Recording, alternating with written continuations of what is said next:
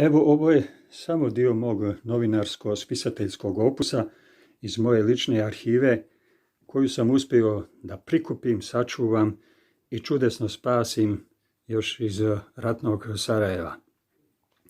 Shvatio sam da se u životu ništa pa ni čuda ne dešavaju slučajno.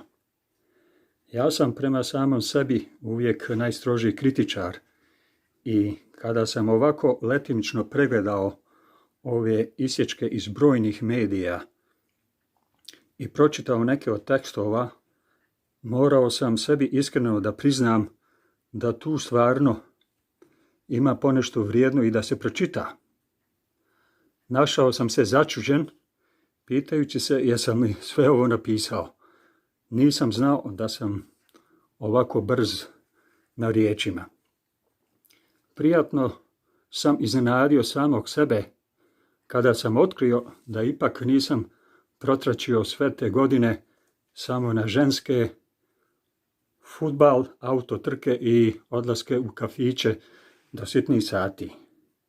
Kada sam bio naivan i zelen na početku karijere, Oskar je bio kriv za sve, ali se tokom godina, kako to u životu obično biva, sve pretvorilo u veliku iluziju.